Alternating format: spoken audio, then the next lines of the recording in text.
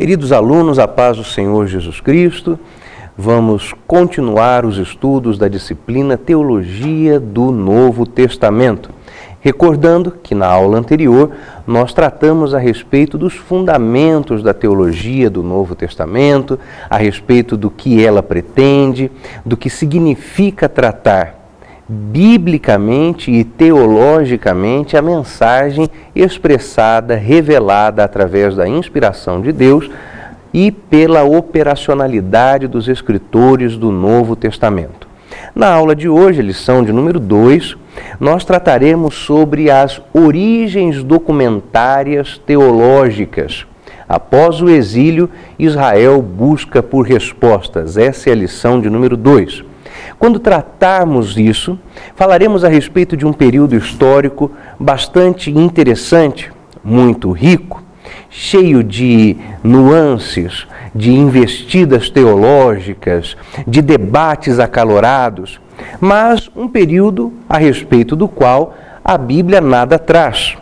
Se você pudesse abrir comigo a sua Bíblia, nas páginas que estão entre o Antigo e o Novo Testamento, você verá que estas páginas em branco, simbolizando o silêncio profético de Deus entre ambos os testamentos, foram, apesar do silêncio de Deus, um período de muito barulho entre os homens, especialmente entre o povo hebreu. E eu gosto muito da minha Bíblia porque hoje, por razões econômicas, muitas encadernações não trazem essas páginas em branco que simbolizam o silêncio profético de Deus. Por uma questão de economia de espaço, Mateus começa em algumas Bíblias logo aqui no final de Malaquias capítulo 4.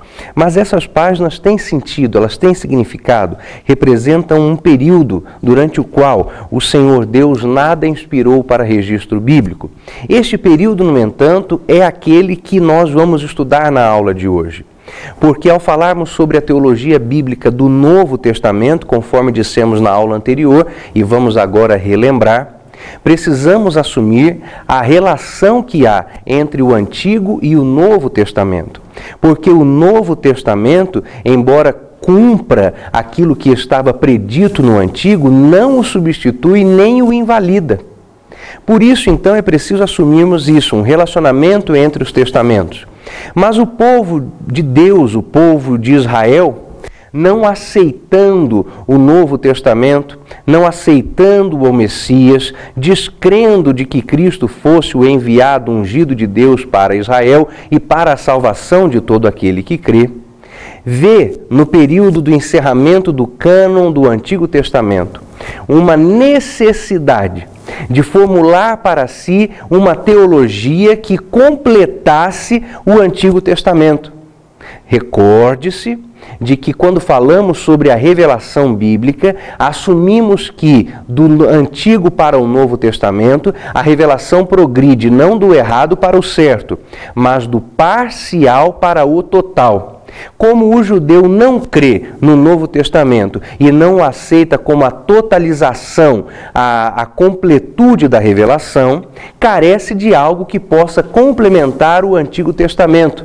E estas coisas tais que o poderiam completar foram providenciadas pela tradição rabínica em Israel no pós-exílio, logo naquele período histórico que está ao final das histórias contadas nos livros de Esdras, de Neemias, de Esther, ali até o começo do Novo Testamento, até o momento em que João se levanta para anunciar o Cordeiro de Deus que tira o pecado do mundo. Neste momento histórico é que estão as tais fontes documentárias teológicas que os judeus se valem para buscar completar a revelação. Na aula de hoje nós temos alguns objetivos. Eles são os seguintes: descrever o relacionamento entre o Antigo e o Novo Testamentos, em continuidade àquilo que vimos na aula anterior, definir os vários modos pelos quais se diz que o Novo Testamento se relaciona com o Antigo, alistar duas formas pelas quais os escritores do Novo usam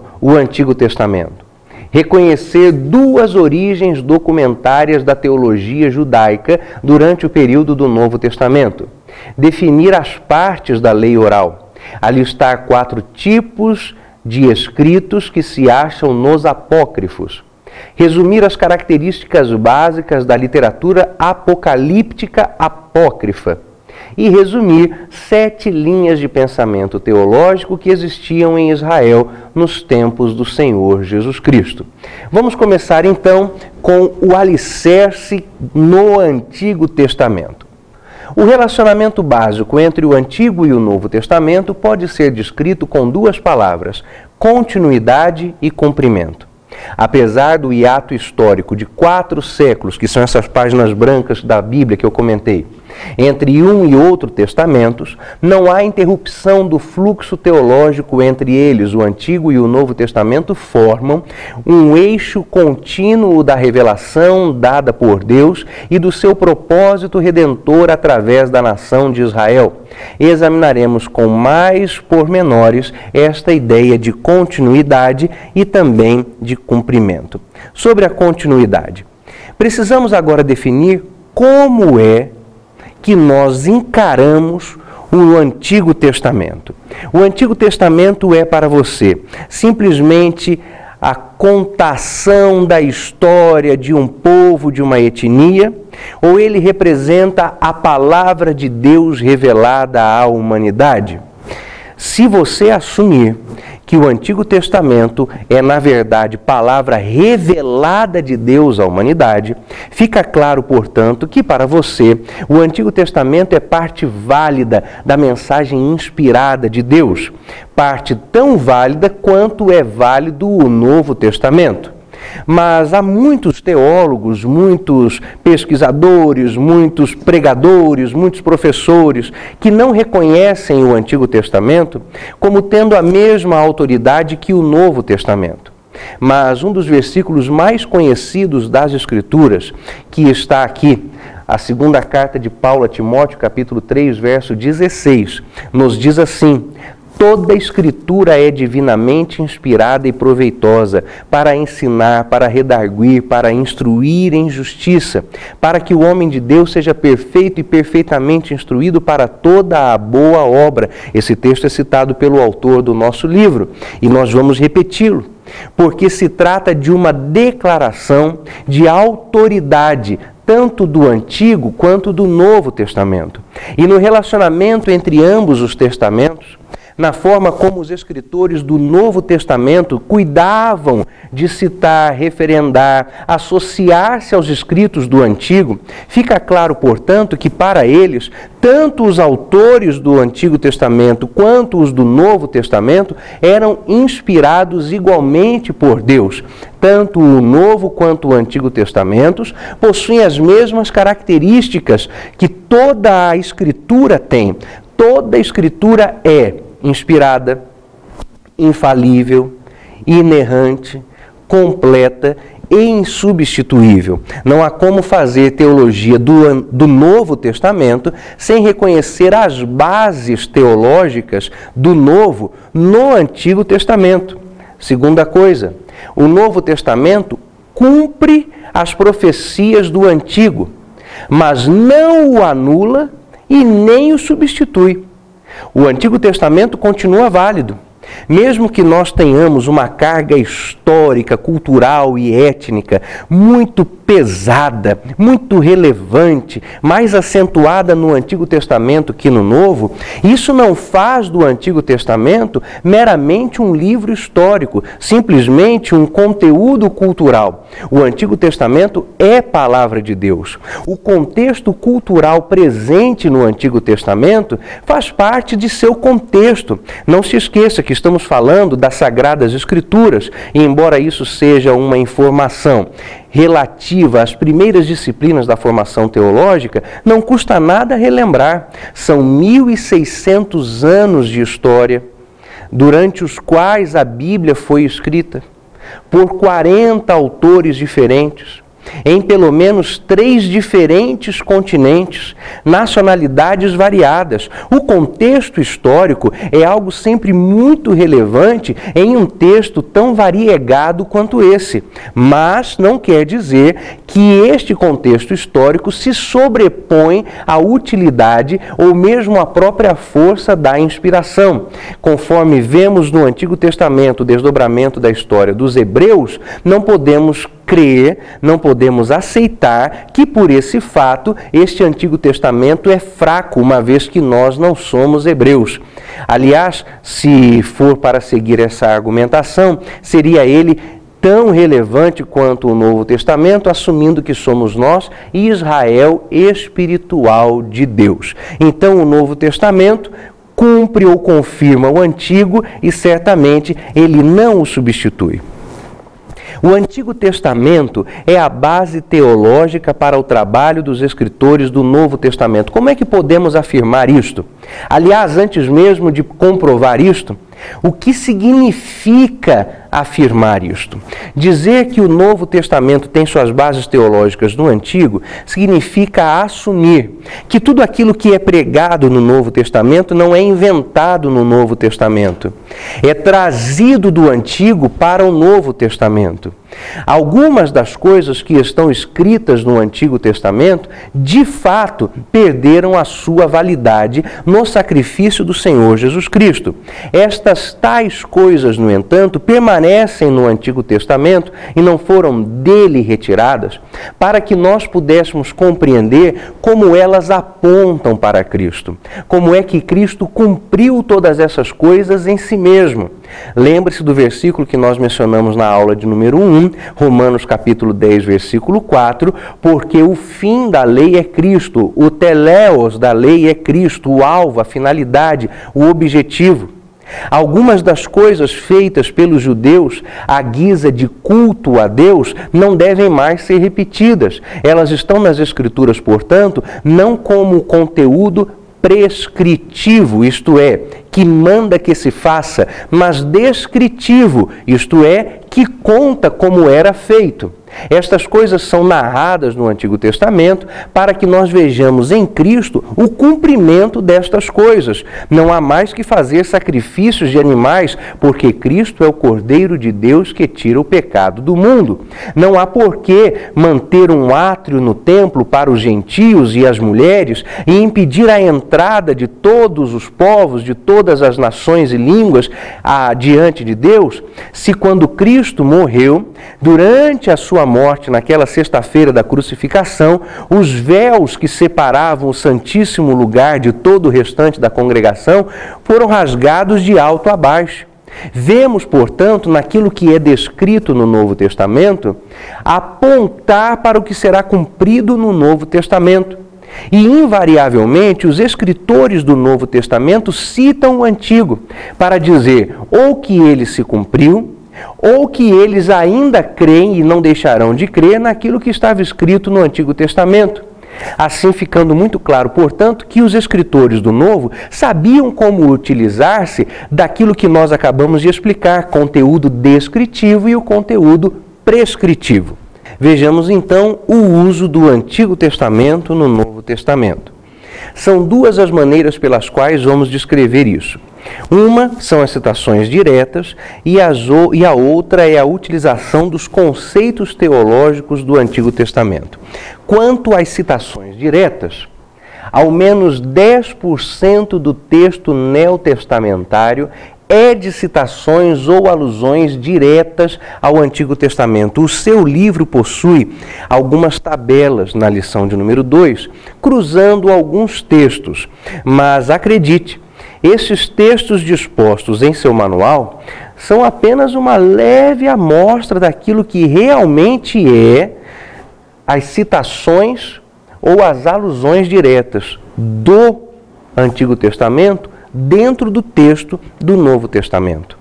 Além das citações diretas, existem os conceitos veterotestamentários. Sobre os conceitos, talvez o caso clássico emblemático seja o do próprio ou da própria carta escrita aos Hebreus. Conta-se que certa congregação reclamava muito com o seu pastor porque ele fazia repetidas pregações de textos retirados da Epístola aos Hebreus.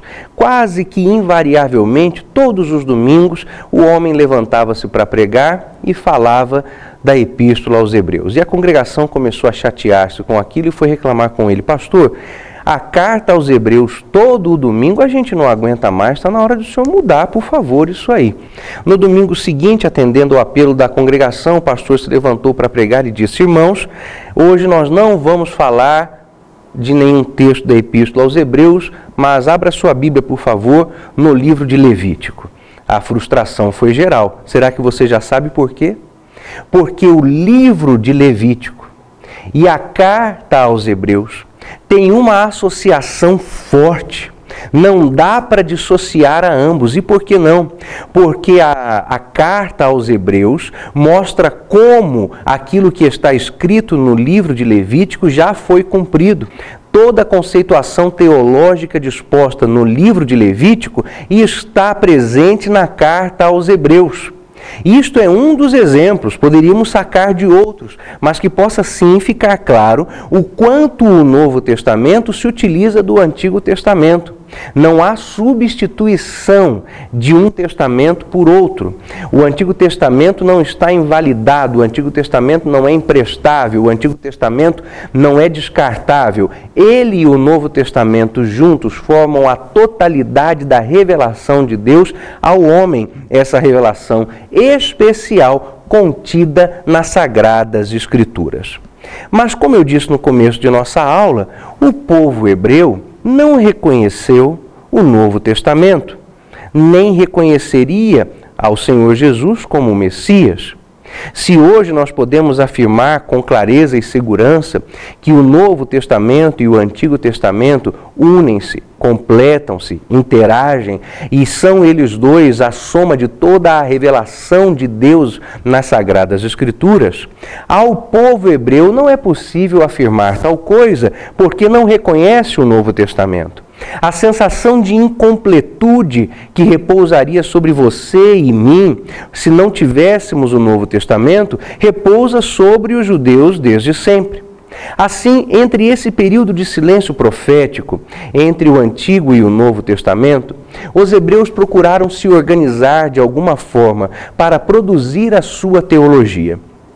Não que a produção teológica por ela própria seja algo nocivo, mas você vai ver o quanto foi nocível aquela produção teológica no período intertestamentário pós-exílico entre Babilônia e Roma.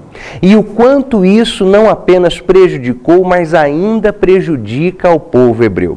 O que os hebreus estavam procurando para si era uma espécie de origem documentária teológica judaica. Os líderes religiosos de Israel reconheceram o Antigo Testamento chegou ao fim com o livro de Malaquias. Quando morreram os últimos profetas, Ageu, Zacarias e Malaquias, o Espírito Santo cessou em Israel. Era um ditado muito comum naquela época. Contudo, o pensamento teológico entre os judeus continuou sendo fomentado. Há uma teologia judaica produzida no período histórico entre ambos os testamentos. E foi esta teologia que Jesus condenou. Mas foi essa teologia que condenou Jesus. Interessante notarmos que não foi difícil para os hebreus reconhecerem o fim da inspiração plena para a composição das Escrituras. Com razoável facilidade, eles entenderam que após Ageu, Zacarias e Malaquias, já não havia mais revelação digna de entrar para o cânon. A história da formação do cânon do Antigo Testamento é muito mais segura, muito mais estável do que a própria história da formação do cânon do Novo Testamento. Entre os hebreus, era razoavelmente fácil e seguro reconhecer o Espírito Santo falar na boca dos seus profetas. Entre as muitas e variadas congregações cristãs, tantas delas heréticas, a partir do primeiro século, já não foi tão fácil assim reconhecer o que era e o que não era palavra inspirada. Não que aquilo que tenhamos por Novo Testamento não seja confiável, mas que a história da formação do cânon do Novo Testamento não conta com a mesma estabilidade que conta a formação do cânon do Antigo Testamento. Mas os hebreus então reconheceram: não há mais voz profética, não há mais texto que seja digno de entrar no cânon. Deu a eles uma certa sensação de abandono. Eu não posso culpá-los. Um povo tão habituado a uma presença ativa de Deus em sua história, certamente sentiria o desamparo e o desespero ao notar que isso não acontecia mais. Aconteceu, portanto, que os hebreus passaram a buscar a formulação de uma teologia, uma que pudesse dar a eles a sensação de continuidade da ação do Espírito em sua história. Como então os hebreus buscaram satisfazer esse sentimento de desamparo? Criaram algo que chamamos de tradições orais. As tradições orais deveriam funcionar, se saudáveis, como uma forma de recapitulação, de rememorização, de relembrança das Escrituras do Antigo Testamento, muito especialmente a lei. Entretanto, elas acabaram se tornando uma espécie de camisa de força, de fé e de entendimento teológico para os hebreus. Vamos compreender que o que havia de mais importante para o povo hebreu era, sem dúvida alguma, de todas as escrituras que compõem o Antigo Testamento, a própria Torá, a lei do Senhor. E dentro da lei do Senhor, eles reconheciam o Decálogo e a chamada Lei de Moisés. Não podemos fazer confusão entre ambas as coisas. A lei de Deus é os 10 mandamentos. A lei de Moisés são os desdobramentos levíticos da lei de Deus. E os judeus acabaram por forçar o reconhecimento de uma certa tradição oral associada não aos 10 mandamentos, mas à lei de Moisés. Assim, o que foi que aconteceu durante o período intertestamentário, período pós-exílico? Um reforço dessas tradições orais, a tal ponto que elas vieram a assumir uma posição de maior influência, de superioridade sobre a lei de Moisés e até mesmo sobre o Decálogo. Eu montei um pequeno esquema aqui para que nós pudéssemos ver como foi o desdobramento disso dentro da cabeça teológica intertestamentária dos hebreus. No topo de tudo estavam os 10 mandamentos que você e eu conhecemos tão bem. Logo a seguir, a lei de Moisés. Mas não satisfeitos com isso, eles criaram para si algo chamado o Talmud. São comentários orais sobre a lei de Moisés. O que eles diziam é que Moisés havia confiado aos seus ajudadores diretos algumas considerações orais faladas a respeito da lei de Moisés e da própria lei dos 10 mandamentos. E isso foi passado de boca em boca até aquele período histórico, até que o Talmud fosse organizado, e a sua organização total aconteceu já dentro da chamada era cristã, ou como os próprios judeus chamam, de era comum. Mas o Talmud era pouco, precisava-se de mais. Criou-se então, além do Talmud, 2 escolas de interpretação para interpretar o Talmud.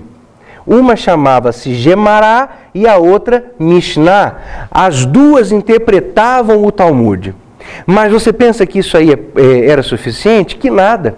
Abaixo da Mishnah havia pelo menos outros 7 níveis de interpretação do Talmud. Informações que falavam sobre festas, falavam sobre orações, sobre jejuns, sobre celebrações.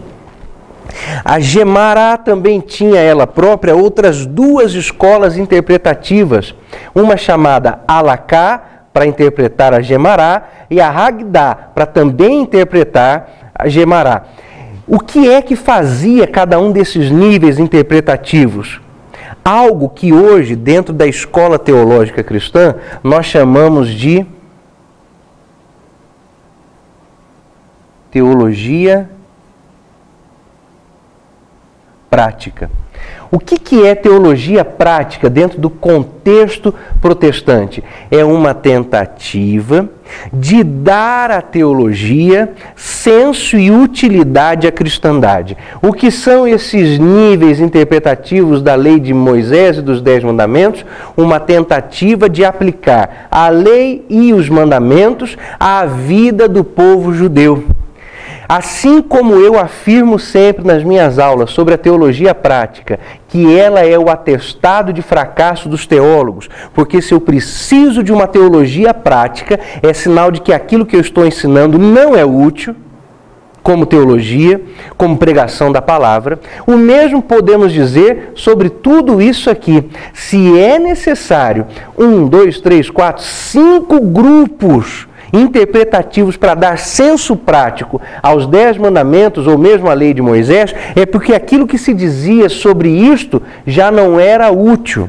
Mas não é problema dos 10 mandamentos, é problema de quem discorria sobre os 10 mandamentos, assim como a teologia prática não é problema da teologia propriamente dita, mas dos teólogos que não têm sua função desempenhada de forma correta. E então o que estavam tentando fazer estes pensadores, esses escribas, esses fariseus deste período? Tentavam eles mostrar aplicações práticas da lei no dia a dia. A coisa era aberrante. Eu separei algo aqui para mostrar, compartilhar com você. Não achando suficiente o que a lei dizia, a lei inspirada por Deus dizia, eles criavam algumas citações e você verá que, não obstante elas até tenham algum valor ético, são dispensáveis diante das Escrituras. Ouça estas frases e pense-as em comparação ao texto das Sagradas Escrituras e você vai ver que aquilo que está aqui é dispensável se você seguir a lei conforme ela de fato deveria ser seguida. Quem salva uma vida, salva o mundo inteiro. A máxima sabedoria é a bondade. O maior herói é aquele que faz do inimigo o seu amigo. Não considere o vaso, mas o seu conteúdo. Não escolha para um amigo um homem de mau caráter.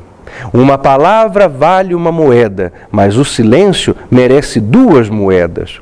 O homem que cometeu um erro e se sente envergonhado tem a sua falta perdoada. Presta atenção nos ensinamentos, porque eles se tornarão palavras para você. Eu preciso disso? A Bíblia já não é tão mais completa, mas isso o Talmud. Havia ainda as outras escolas interpretativas. Por exemplo, dentro da Halaká ou da Hagdá, havia algumas explicações daquilo que estava sendo disposto nos 10 mandamentos e na própria lei de Moisés. Por exemplo, a Bíblia diz que nós não deveríamos tomar coisa alguma do nosso próximo, cobiçar nada que pertencesse a ele. Aí, se você abrir nos 10 mandamentos, você verá assim: não cobiçarás coisa alguma do teu próximo, nem a casa, nem os jumentos, nem a mulher do teu próximo. Como a Bíblia cita casa, jumento e mulher, aí alguns rabinos diziam, o restante pode cobiçar. Quer dizer que na cabeça deles, era como eles diziam, você pode cobiçar tudo aquilo que a outra pessoa imagina que poderia vir a perder. O que ela não pode perder é casa, jumento e mulher. Agora o resto você pode cobiçar. Porque se fosse para não cobiçar o resto, Moisés diria de todo o resto também. Será que você interpretaria a Bíblia assim? Você já não toma as Escrituras como suficientes quando elas dizem não cobiçarás coisa alguma? Ora, coisa alguma é coisa alguma. Casa, jumento e mulher aparece aí só para exemplificar. Não quer dizer que é restrito a essas 3 coisas. Moisés dizia, num dos textos que está nas Sagradas Escrituras, que tudo aquilo que for perdido por alguém, se for encontrado, deve ser restituído à pessoa que perdeu. Nessas escolas interpretativas era dito o seguinte: você deve restituir por obrigação alguma coisa a alguém se aquela coisa que for perdida é algo que a pessoa imagina que possa vir a aparecer de novo. Mas se for algo que a pessoa diz, puxa, perdi, essa aí realmente não vai aparecer, então você não tem obrigação de devolver. Um exemplo prático, vamos imaginar que você está andando na rua, perde o seu celular.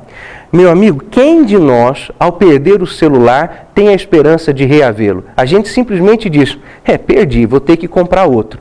Então, se fôssemos aplicar o que se está dizendo da lei a partir dessas escolas interpretativas, nós que achássemos o seu celular perdido, diríamos assim, o meu amigo perdeu o celular dele. Como um celular perdido é uma coisa que ninguém espera um dia achar, eu não tenho obrigação de devolver.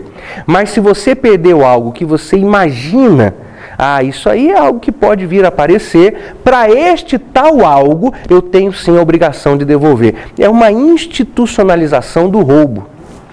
Casar a sua filha com alguém. Casar a filha com alguém era sempre um motivo de muita festa em Israel. E essa tal festa, às vezes, era celebrada com o oferecimento de algum prêmio em dinheiro a quem esposasse a noiva. Às vezes, a pessoa que tomava a mulher para si pagava por ela algo ao pai da moça. Outras vezes, era o pai da moça que dava prêmios e presentes junto com a sua filha para quem a recebesse por esposa. E aí criou-se, então, uma espécie de tabela para determinar qual seria o valor do prêmio, pago ou recebido pela moça que ia se casar com o rapaz. Esta tabela chegava a alguns requintes de invasão de intimidade que beiram o ridículo, a grosseria. Por exemplo, uma moça virgem valeria no mínimo 4 ou 5 moedas, mas se ela houvesse perdido a virgindade, diz uma dessas desdobramentos do Talmud e da lei, perdido a virgindade num acidente com um pau de goiabeira, aí a virgindade dela perdida assim valeria somente 1 moeda.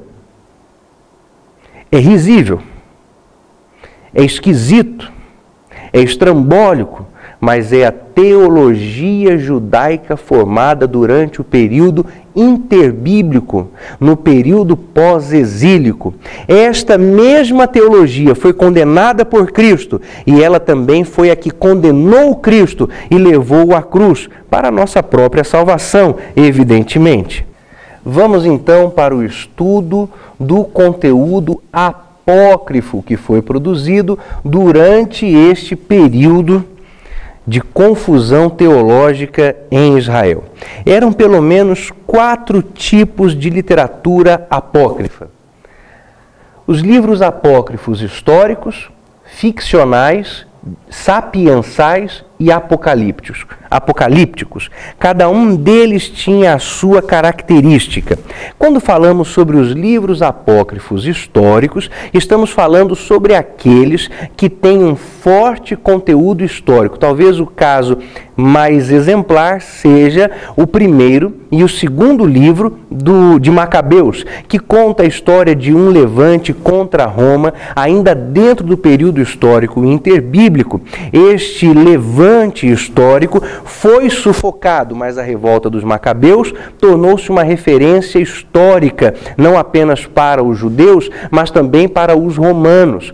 Era a prova aos romanos que dominar a Palestina não seria tão fácil para eles. Aliás, era tão complicado ser consulado romano, ser cônsul romano, enviado de Roma à Palestina, por causa dos muitos levantes que havia ali, que era uma espécie de castigo, uma espécie de exílio. Então, quem era enviado para a Palestina não era enviado para lá porque tinha muitas habilidades para comandar aquele lugar, mas porque ia penar ali e sofrer porque estava na Palestina e ninguém queria estar ali. Os livros ficcionais religiosos. O conteúdo histórico desses livros, além de pouco, é altamente questionável, não é confiável. Mas eles estão dentro da literatura apócrifa produzida pelos hebreus nesse período, como uma demonstração exacerbada de piedade e de bondade.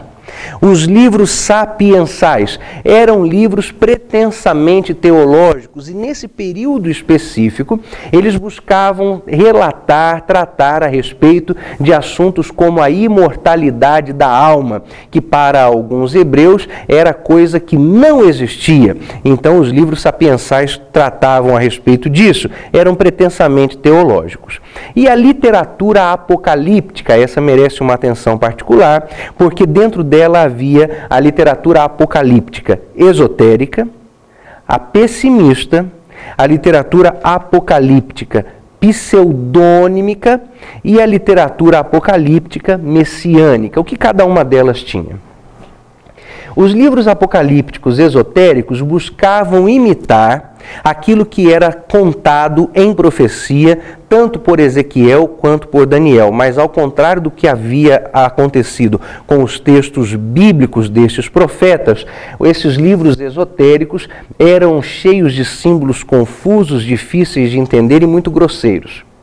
A literatura apocalíptica pessimista dizia que o mundo era irrecuperável e que viria uma destruição repentina que colocaria todas as nações destruídas e todas as pessoas debaixo do domínio dos hebreus, para que outra vez Israel fosse alçada à sua posição de povo de Deus e assim, de maneira principal e majoritária, reinasse sobre o mundo.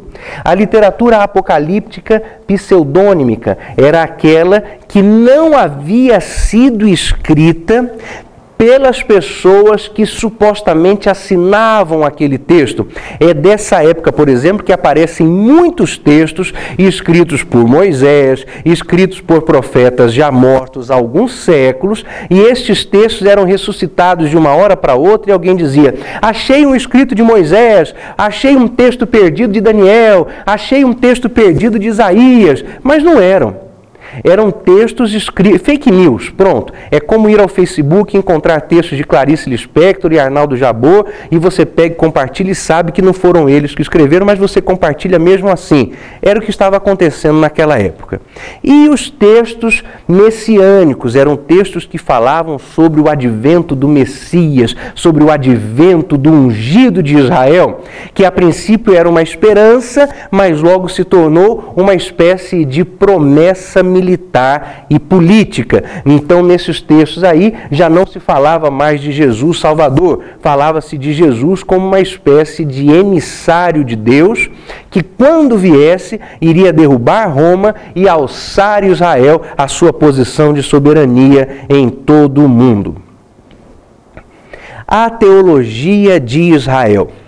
Havia pelo menos 7 linhas de pensamento teológico existentes nos tempos de Cristo que se relacionam com o nosso estudo do Novo Testamento. Israel, então, quando chega no período histórico dos tempos de Cristo, chega com uma teologia formada no período pós-exílico, no período interbíblico, e essa teologia tinha pelo menos 7 linhas de pensamento, mostrava-se ao menos de 7 formas diferentes.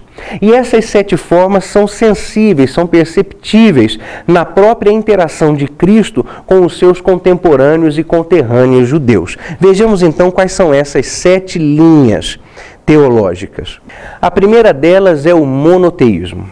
Você deve se lembrar, e vamos recapitular um pouco, que no período histórico do Antigo Testamento, Israel sofreu cronicamente de idolatria. Israel pecava contra Deus de maneira recorrente, adorando falsos deuses. Sempre é comum alguém dizer que o judaísmo, ao lado do islamismo e ao lado do cristianismo, são as 3 religiões monoteístas do mundo. Ora, não é bem assim.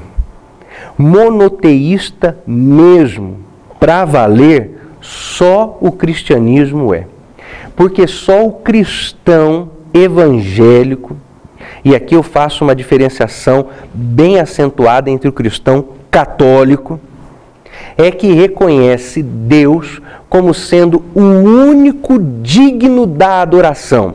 Só Deus é Deus. Ponto. Nem dentro do cristianismo católico se percebe isso. Porque, embora não se diga de Maria que ela é uma deusa, embora não se digam dos santos que eles são deuses, eles recebem adoração. Mesmo o islamismo, ora, o islamismo não é bem monoteísta, não. Os muçulmanos, historicamente, e aqui vamos voltar ao ano, até mesmo a antes do ano 620 da era cristã. O ano 620 é o ano da Hégira, da fuga de Maomé, quando ele foge porque estava sendo ameaçado por inimigos militares, inimigos políticos, inimigos econômicos, inimigos religiosos. Naquele momento, a que você poderia referendar como sendo cultura árabe, era altamente idólatra. E quando Maomé formula a sua proposta religiosa, ele faz com que se associe o Deus de Abraão à figura de Alá, mas Alá não é o Deus da Bíblia. Alá não é o Deus judeu, não é o Deus cristão. Era mais um Deus dentro do panteão de deuses que os árabes adoravam na Península Arábica. E mesmo com a instituição do islamismo, ainda assim não se pode dizer que o islamismo é uma religião monoteísta, porque dentro dele há diversas seitas, como por exemplo a seita Bahá'í, que é uma seita pérsia de linhagem islâmica que adora outros deuses. Então, monoteísta, só mesmo o cristianismo evangélico. E os judeus? Quem dera os judeus fossem monoteístas, não eram também. Dentro do período do Antigo Testamento, os judeus se comportavam como enoteístas. Eles eram enoteístas.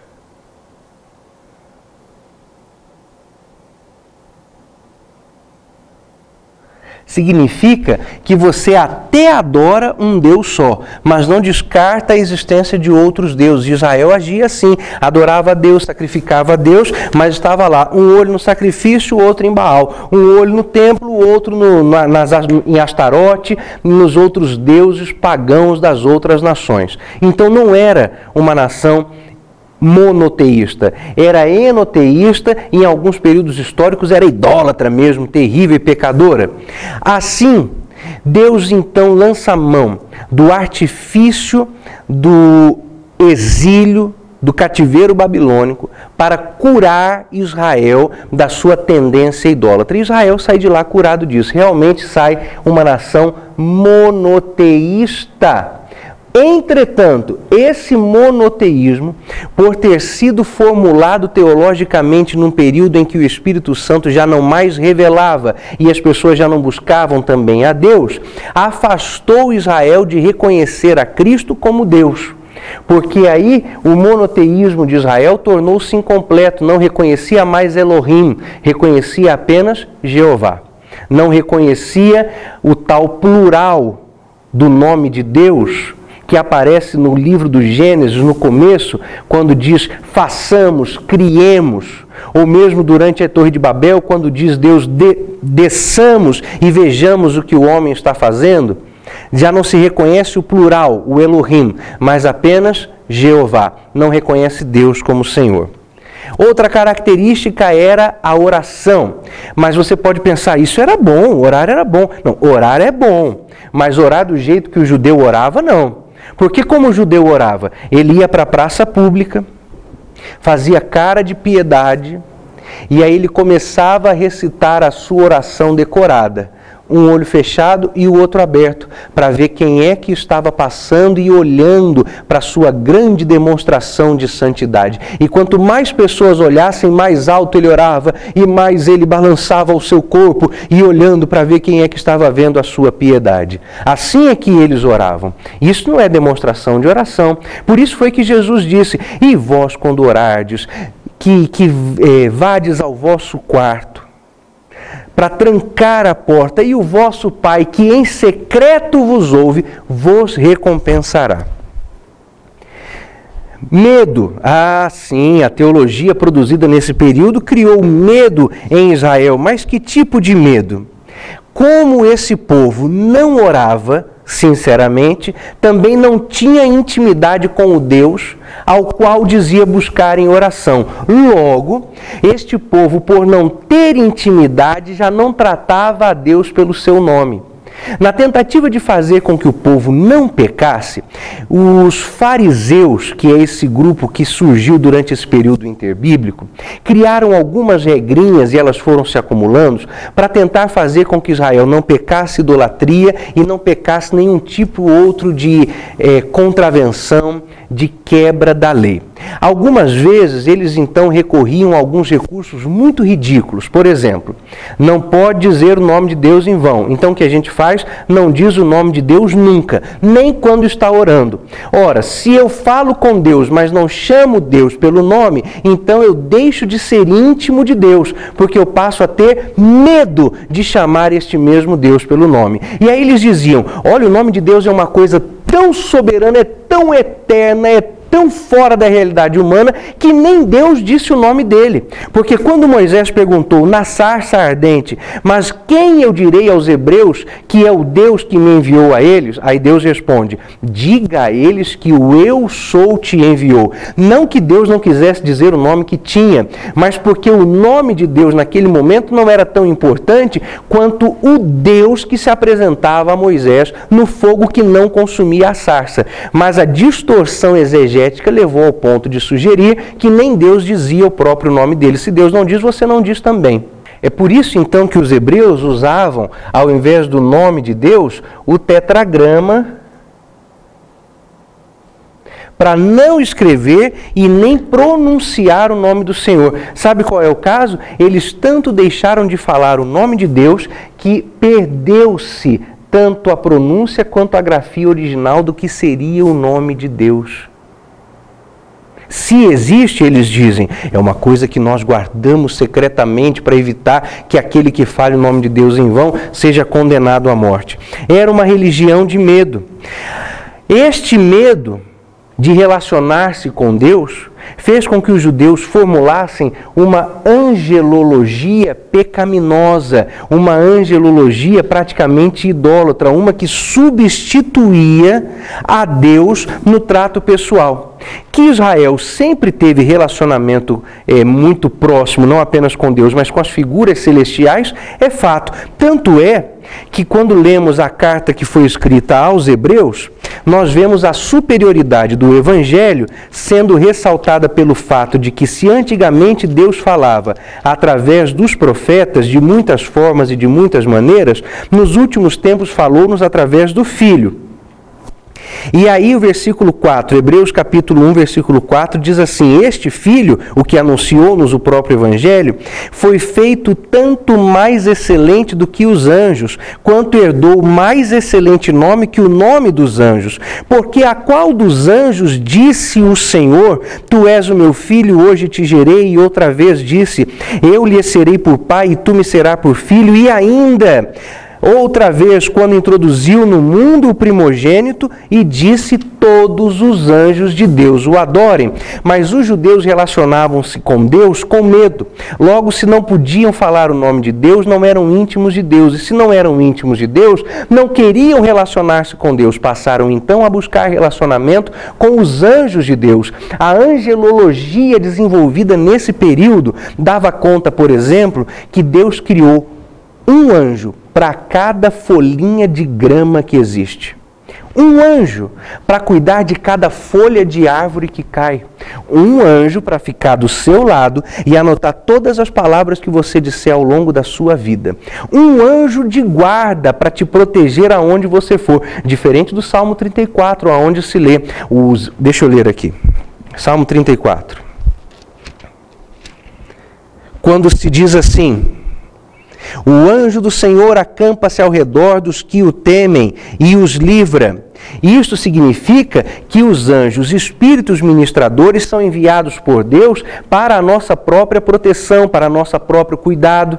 Mas não quer dizer que você vai desenvolver uma relação íntima entre aquele anjo, como se houvesse um anjo a guardar cada ser humano cristão na terra, e assim você desenvolveria então uma relação praticamente idólatra, onde você não adora Deus, mas adora o anjo que Deus mandou para te guardar. A Cabala, que é o esoterismo judaico, vive de cultivar estas coisas. Essa angelologia destruída, corrompida, não tem nada a ver com a angelologia bíblica, vétero ou novo testamentária. Muito ao contrário disso, ela é própria desse período interbíblico. E assim os judeus que estavam tentando não pecar contra Deus, começavam a pecar contra Deus, por quê? Porque não queriam relacionar-se com Deus. Os fariseus, esse grupo que pelo qual nós nutrimos muitas reservas e até uma certa raiva no período do ministério terreno de Cristo, eram altamente reverenciados entre os judeus. Os judeus gostavam dos fariseus. Nós é que não gostamos deles, mas os judeus gostavam. E por quê? Porque eles reputavam aos fariseus toda a saúde espiritual que eles imaginavam que estavam gozando. Porque os fariseus não apenas faziam ostentar a sua falsa santidade, porque eles eram hipócritas, mas eles tentavam fazer com que todo o povo vivesse aquilo que eles julgavam ser santidade. Então, por exemplo, diz assim: não trabalhar no sábado, para que o sábado fosse guardado.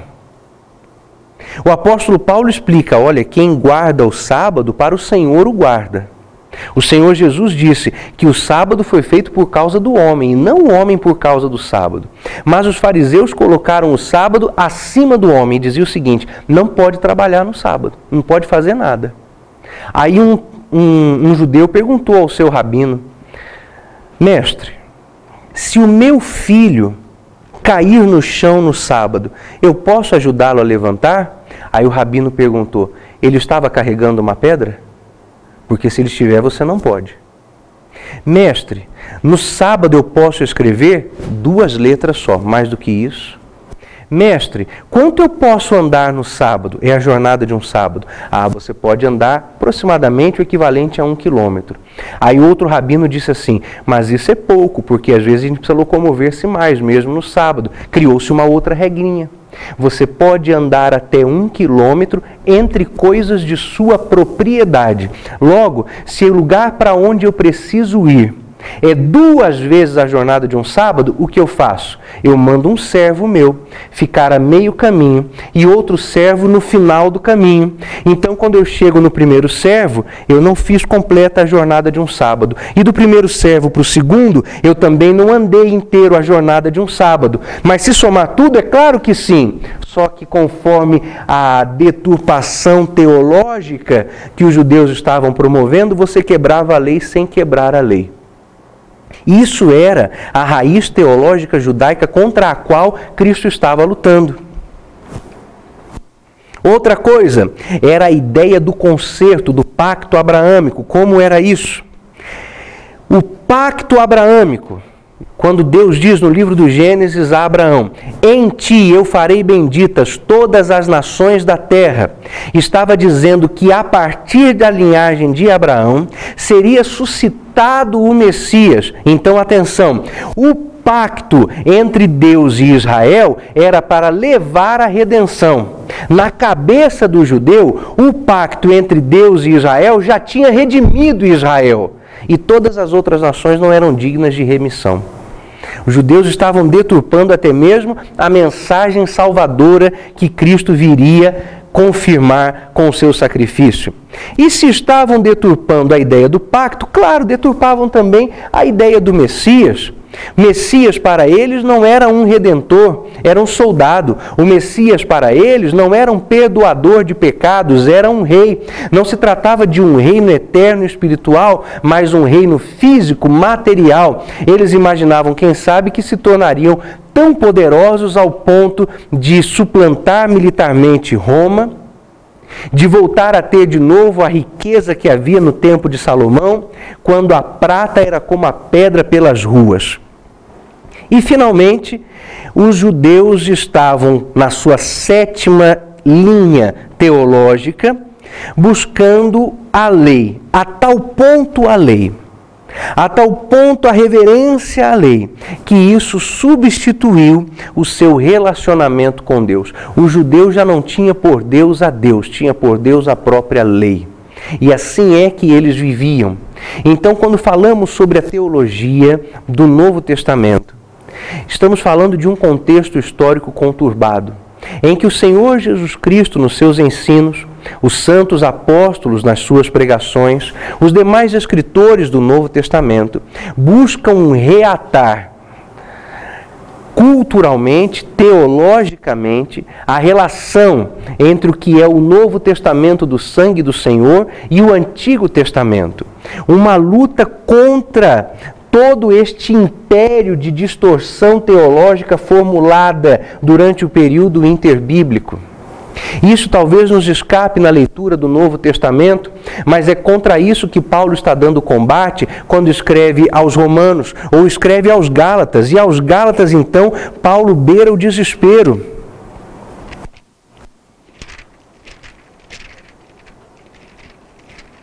Quando ele diz assim, Gálatas, capítulo 1, o verso 6. Maravilho-me que tão depressa, falando aos Gálatas, passasseis daquele que vos chamou a graça de Cristo para um outro evangelho, que não é outro evangelho. Mas há alguns que vos inquietam e querem transtornar o evangelho de Cristo. Quem são esses? Os judaizantes, que estavam querendo trazer isso para dentro do cristianismo e fazer disso aqui uma etapa antes de se aceitar e confessar a Jesus como o seu Salvador. O apóstolo Paulo desesperadamente faz assim, e ele mesmo escreve nessa epístola com as suas mãos, dizendo: vede com quão grandes letras eu vos escrevi, ó Gálatas, para chamar-lhes as atenções a isso que Paulo estava combatendo. Caso contrário, os Gálatas, que nem judeus eram, iam submeter-se a tudo isso aqui e perderiam o seu relacionamento com o Senhor Jesus Cristo. É por isso que nessa epístola aqui aos Gálatas, Paulo diz o seguinte, que eu, quando estive entre os judeus, e ele foi passar 15 dias com Pedro em Jerusalém, levou consigo um companheiro de ministério que não era judeu, e escreveu, e ele não foi constrangido a circuncidar-se. Para que ficasse claro, portanto, que tudo isso aqui era uma grande asneira teológica e não tinha nada a ver com as bases teológicas que dão hoje a nós o que estamos estudando e chamamos de a teologia do Novo Testamento. Na próxima aula, na lição de número 3, nós vamos estudar